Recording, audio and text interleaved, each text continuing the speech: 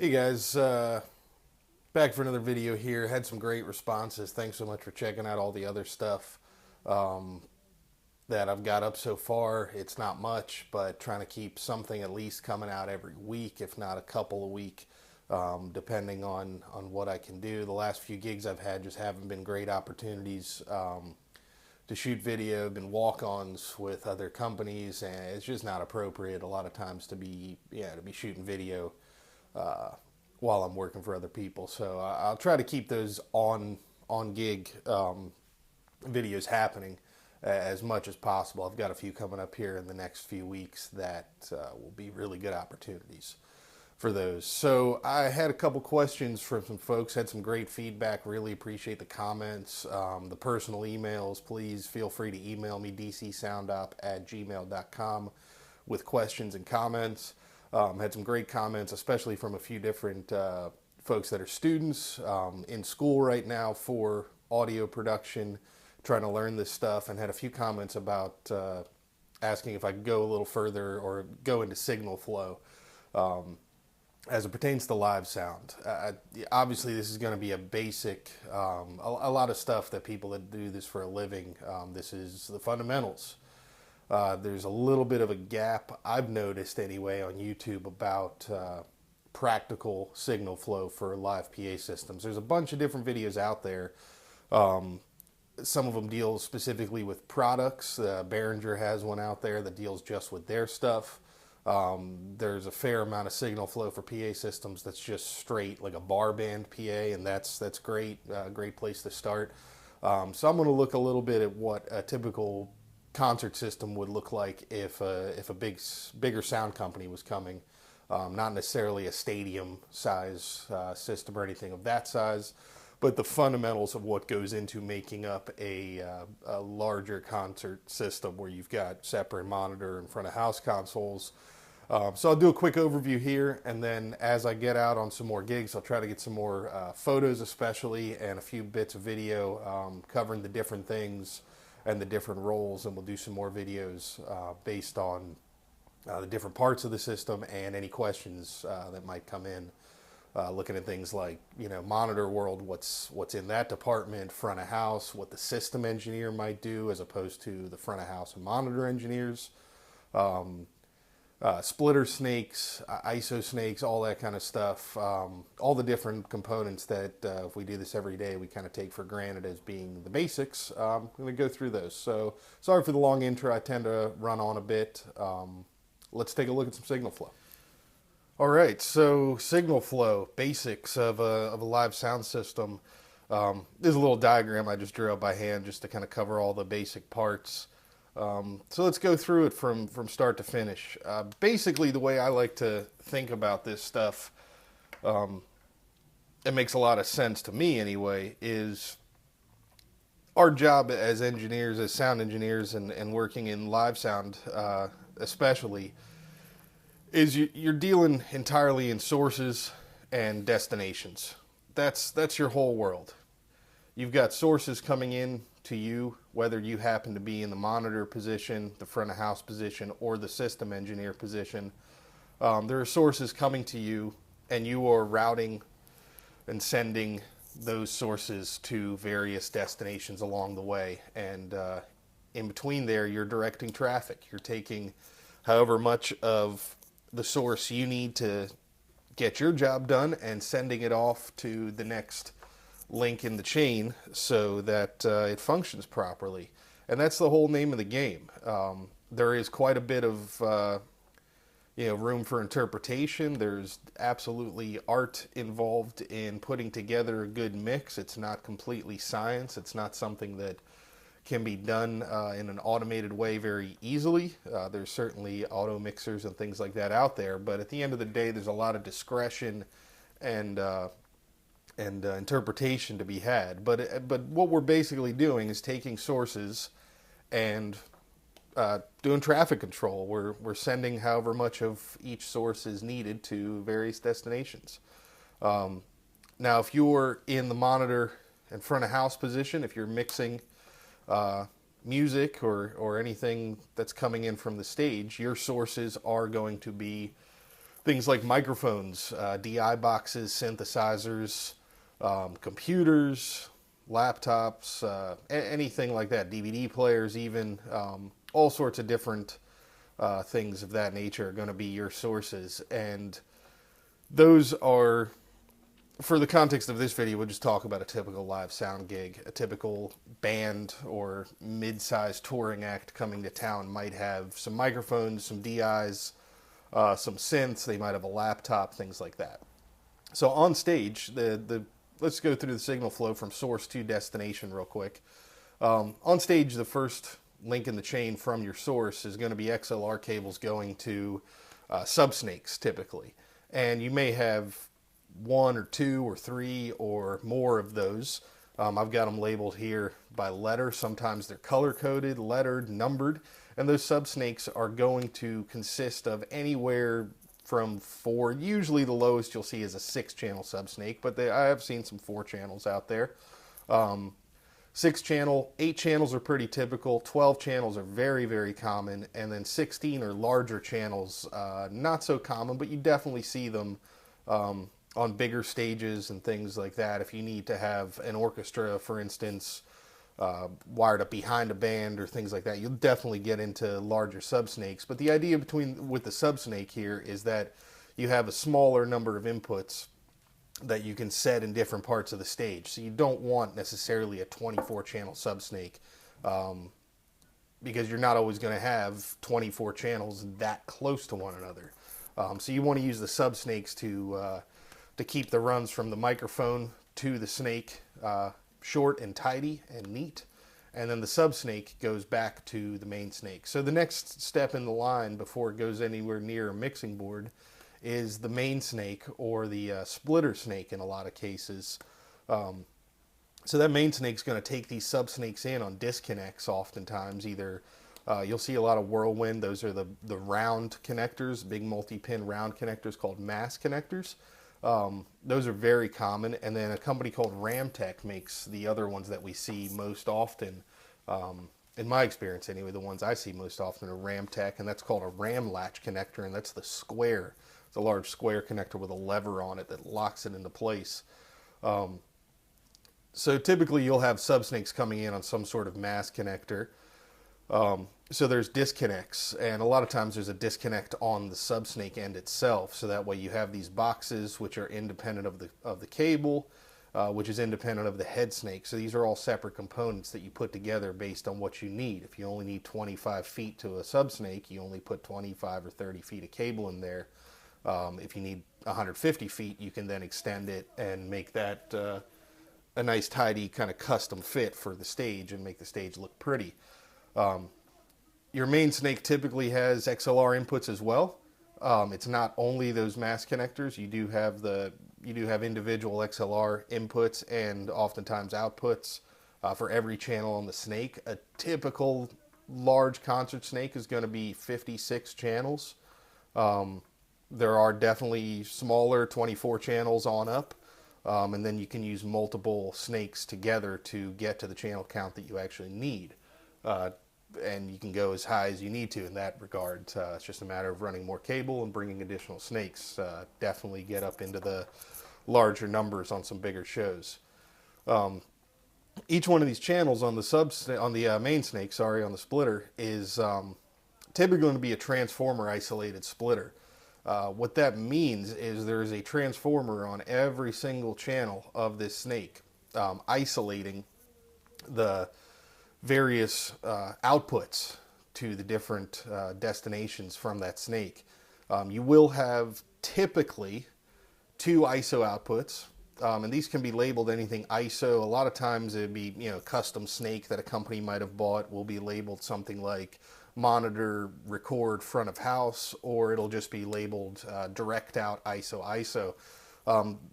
The consideration there is that the isolated outputs, obviously because they're isolated by transformers, will not pass phantom power. So you've got to make a decision at some point who's going to supply the phantom power to the microphones or anything else on stage that needs it. And typically, traditionally, that's always been the monitor engineer's job. There's a couple of different reasons for that, but the main one is simply that you're up on stage and you're dealing with the microphones directly, and it's just one less piece of information to pass down the line. If a microphone gets put out or somebody shows up with something that needs phantom power, if the monitor engineer's right there on hand, you can go ahead and patch that in where it needs to be, or one of the A2s or stage techs will patch that in, and the monitor engineer will apply phantom as needed. There are definitely tours that come through people that I work with where front of house prefers to operate phantom. We've had traveling front of house engineers that want that because they're either carrying their own microphones, or for whatever reason, maybe they're using ribbon mics and they want to be absolutely sure nobody lunches them by putting phantom to them. So it's definitely possible to do it either way. It's not the end of the world, but the traditional setup would be the monitor world would have the direct output, and then you'd have an ISO output going to front of house, just like a normal snake. And again, that's on those big disconnects. And then on the end of each one of these, there's a fan out of regular XLR, just loose XLRs in a fan, that you can plug into your console like normal. And then the third ISO out would be oftentimes used for a recording console, a broadcast console. If there's a broadcast truck, they'll get an ISO out, obviously, so they can do a separate mix for whatever other purpose. It doesn't have to be for record or broadcast, but that's a pretty typical thing you would see, to give that third output to a recording console. So now we've gone from the stage, our sources, through our subsnakes, through our main or splitter snake, outputted the direct out to monitor world, and the ISO out to front of house. We're going to ignore the record board just for right now because it's really optional, and not super typical on all the gigs. But so you got a direct output going to monitor world. They're going to be in charge of phantom power over there. Front of house has got no phantom power control. They can turn it on, they can turn it off, won't make any difference. It will not get past that isolation transformer on each channel. So let's talk about monitors first. That's probably a good place to start here. Staying up on stage, and then we'll get out into the house. So monitors, monitor engineer obviously is responsible for creating the various mixes. Now, a lot of times, front of house, I enjoy mixing both. I tend to think that monitor mixing is a little more challenging and a little more enjoyable.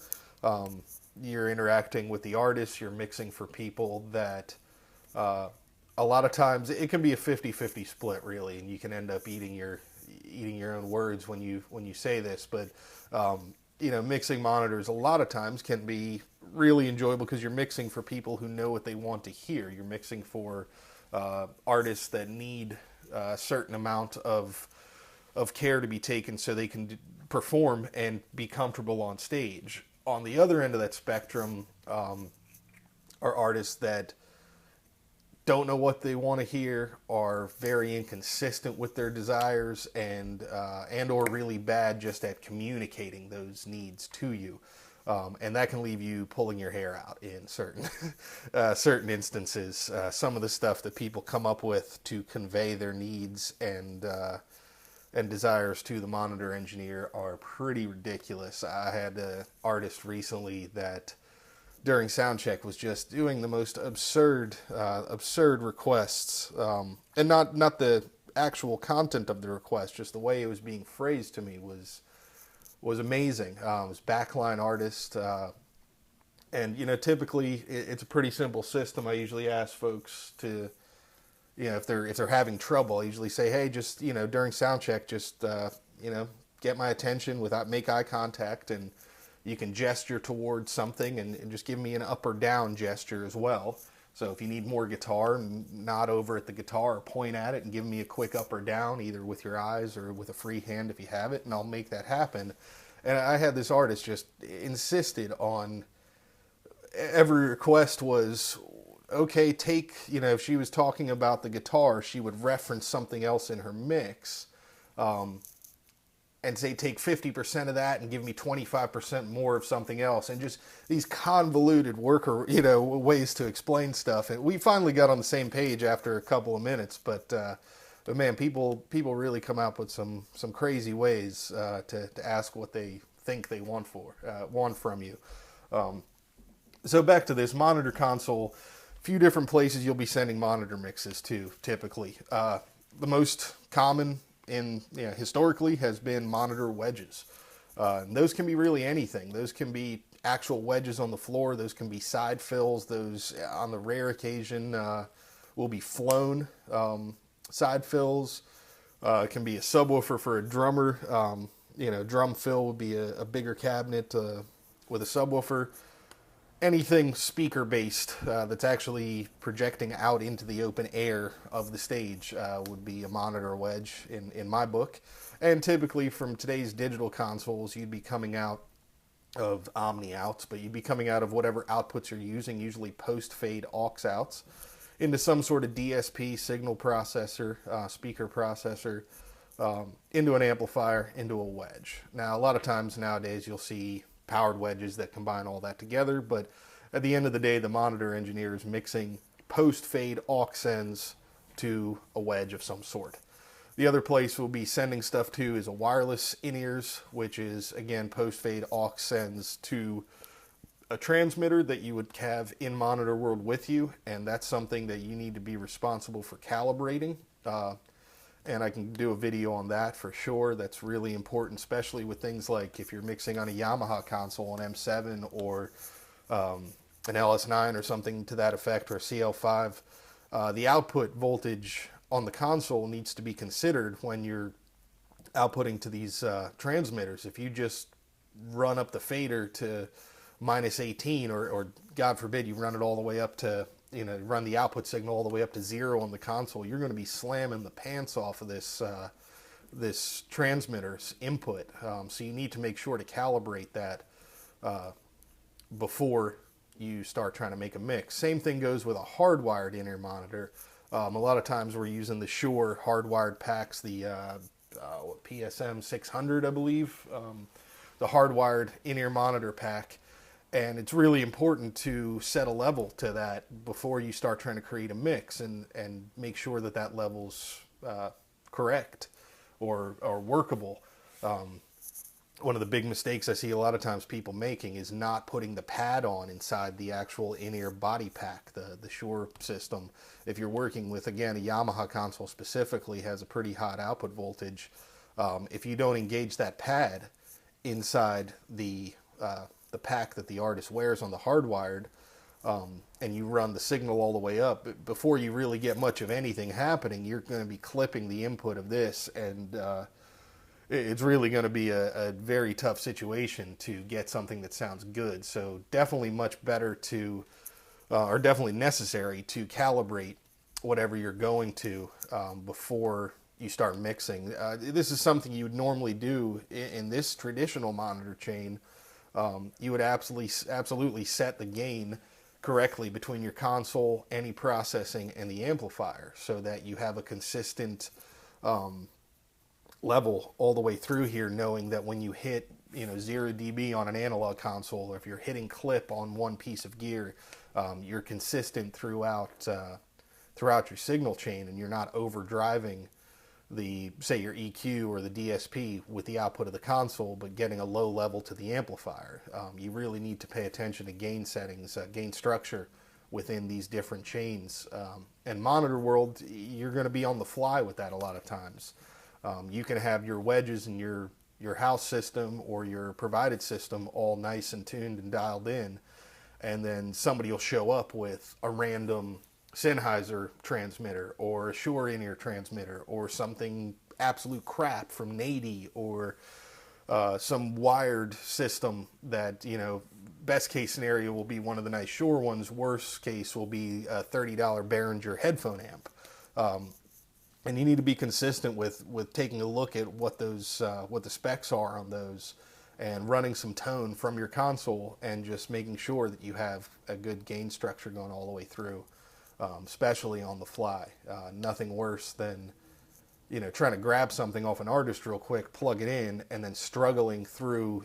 This happens with openers a lot. They'll show up and at the last minute and throw a wireless transmitter at you, and if you don't take the moment or so, once you know how to do it with each unit, if you don't take the moment or so to take a look at those levels and that gain structure, you can end up struggling through an entire set trying to give them anything coherent through their ears. If you're clipping this transmitter, what happens between there and their, the transmitter and their receiver body pack and their ears is pretty much ridiculous.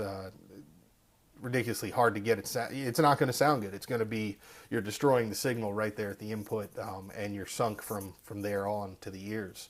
So very important gain structure on the monitor end.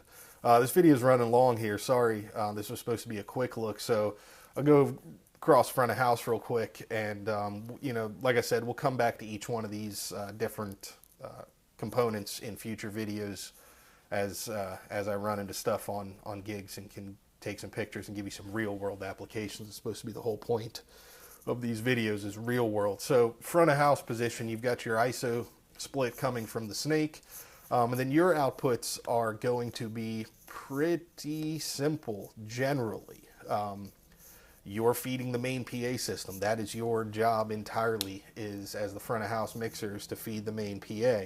Now, a lot of jobs, a lot of folks you may already have experience with gigs doing just front of house, where you're doing monitors and main PA and all this other stuff just from one position. If you've done that before, this should be, if you're used to mixing small gigs, a lot of times there's a lot of moving parts and only one guy to work on them. So if you're used to doing that, this should be pretty straightforward. The different outputs that you typically have, in the past we'd see just a lot of left-right out to the main PA system.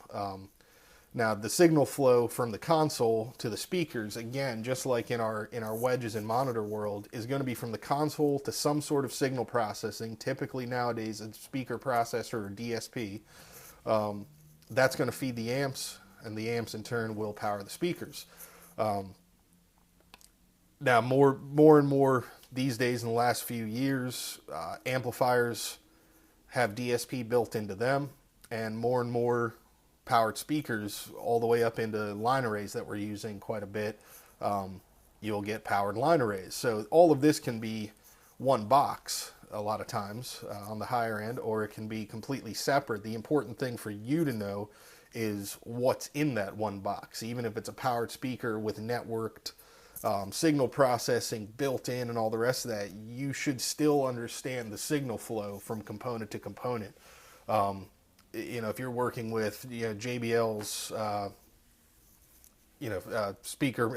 DBX, I think of all the Harman Kardon products as one these days. So Crown amplifiers, DBX signal processors, and JBL Vertex speakers is a pretty typical combination I'll get on jobs when we're flying arrays. And whether or not you end up with the powered speaker or the unpowered speaker, and then the amplifier with the signal processor built in, or a separate DSP like a 4800 from DBX, it's the same signal chain. You're looking for the same components. You're going to be looking for some sort of EQ, some sort of limiting for the system, crossovers. They're all handled in that DSP, and it's a good idea if you've never worked with analog systems before to find and take a look. The next time I'm out with a fully analog system, I'm going to try to document it pretty heavily and take some video, because it's really good to get used to seeing all that stuff in separate racks. We used, running a fully analog rig, we used to have all of that was individual rack pieces, and a lot of that stuff was really expensive. Not unusual at all to have, multiple thousands of dollars invested in crossovers, just crossover networks, and EQs, a lot of Clark Technique stuff, and DBX a lot, Rain, Ashley, all these different brands that made phenomenal, and still do make phenomenal standalone analog pieces. And that was a whole rack, so you could look at your rack from top to bottom and see your signal from the console out to the amplifiers. And nowadays, a lot of that's built into software in the DSP that you access either from a laptop or a tablet or any number of other interfaces. And it's phenomenal what we can do nowadays, but super important when you're learning to understand that those all are separate components that work together, and you've got to understand what you're doing with each one and how it's affecting the next. If your crossover settings are out of whack, that's going to affect the next thing in the line. If you're putting an EQ in, before, after, say you put your EQ in your processor after your limiter, and you boost a bunch of frequencies on your EQ, you're going to be over. If the limiter is before the EQ and then you're boosting things after the EQ, obviously you're going to have gain structure issues there at certain frequencies. How you set your crossover is going to affect phase relationships and all these other things. So it's really important to get in there, and we'll look at that in depth, but very important to get in and really understand the signal chain of whatever system you're looking at. Even if you're just the front of house guy traveling, and all your job is to mix the artist that you're traveling with, it's important to understand what your system's doing. Get a brief walkthrough from the system engineer when you show up, and anytime you come across a new PA system for beginners, try to sort out where the signal's coming from. You gotta, to understand signal flow, you've simply got to look at it and find it on a lot of systems. It's getting more and more tricky to see a one-to-one relationship from input to output when you're talking about a digital console where the routing is all done internally, as opposed to following a physical piece of wire from an output to the next piece of gear. But you got to learn how to do that stuff and get comfortable with it, because signal flow is everything. If you're mixing a gig and something goes wrong, even if you're just the guy mixing the band, you really want to know what the heck's happening between you and the speakers, so you know where to look and where to start troubleshooting.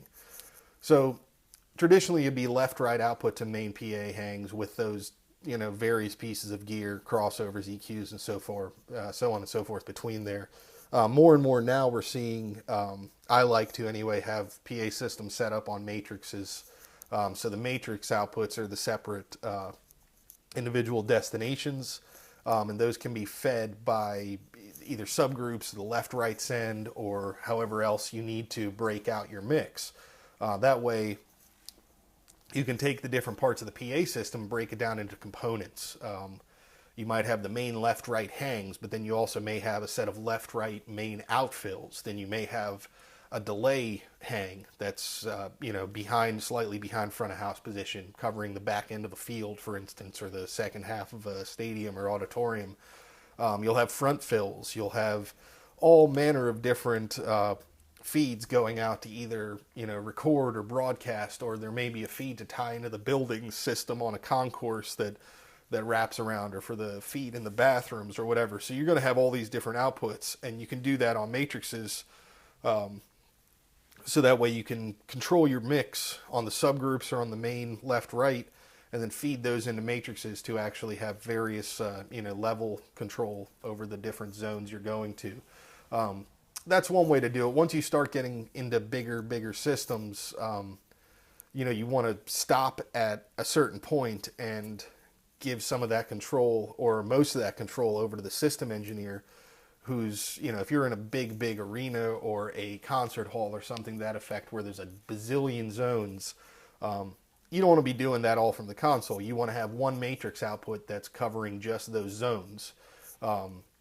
Or for each type of speaker, if you have under balcony speakers and outfills, those would be a good thing to differentiate between.